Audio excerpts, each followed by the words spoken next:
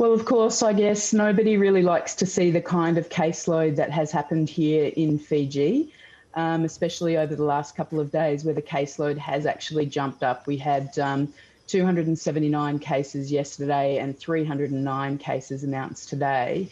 And I guess the implications of that here in Fiji are as they are anywhere else in the world. So strain on the health system.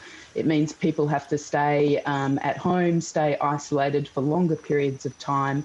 And really, it's an effect on livelihoods as well, which is a big concern here in the Pacific and here in Fiji and across the Pacific. Yes, and in all these Pacific nations, the biggest concern was spreading of this vaccine because the health systems are so vulnerable.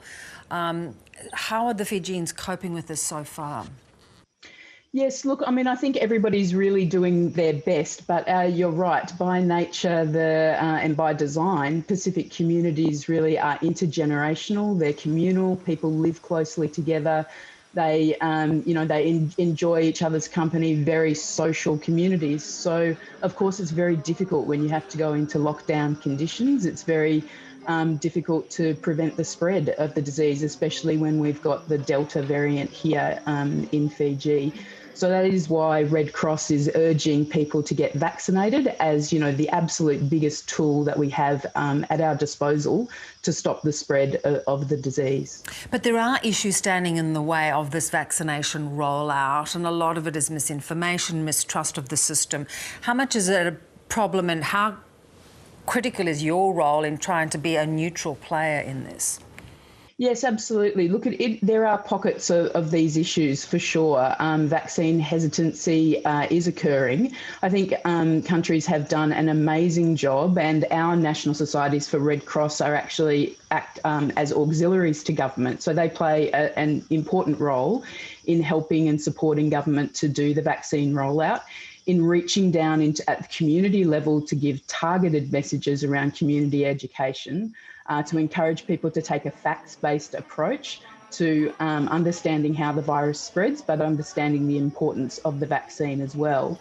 There's a large youth population across the Pacific, so there are pockets of places where social media has played a role in spreading misinformation, but there's also great youth leadership, which has taken on the role of encouraging people to use any platform that they have available to encourage vaccination.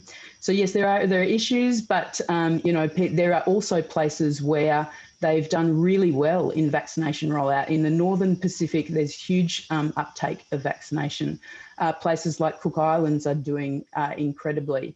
But there are pockets where, for example, PNG, where things aren't going so well. Yeah, well, let's talk about PNG for a moment, because, of course, the scepticism amongst the people in PNG is huge. Only about 16% of people trust that they should get vaccinated. And then you've got remote regions that are very difficult to access. PNG is such a vulnerable country. Yes, I mean, you mentioned the importance of the neutrality role and the role that Red Cross plays in, counteracting some of this misinformation and hesitancy around vaccination. And that's really critical. We as an organisation, we have a large reach. We have an extensive branch network across the Pacific and in PNG and elsewhere, and we have a trusted name.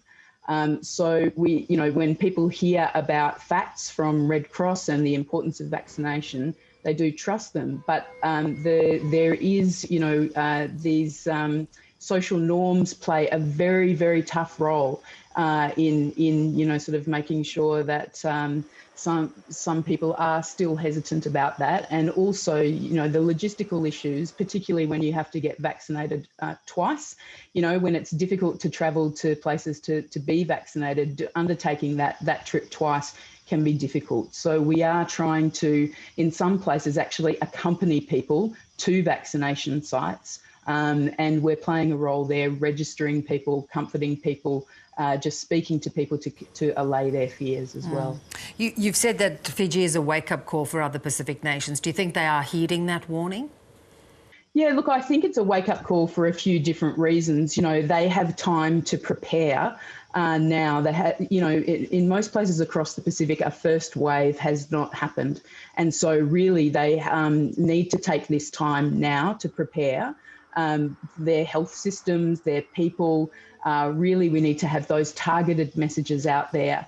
And people do need to get vaccinated. So the vaccine works to save lives. We know that. We know that in places where people get vaccinated, of course, hospitalisation is not so high. There's less strain on health systems. And also, you know, there's I guess a complex context in the Pacific. It's not just, you know, it's a place that's prone to natural disasters. The livelihoods have been hit hard. So, you know, Red Cross is out there working again with governments to make sure that people are doing this preparation and pulling the biggest lever that they have to prevent the spread, which is getting vaccinated. Yeah. Katie, great advice. Thanks for joining us. Thanks so much, Bev.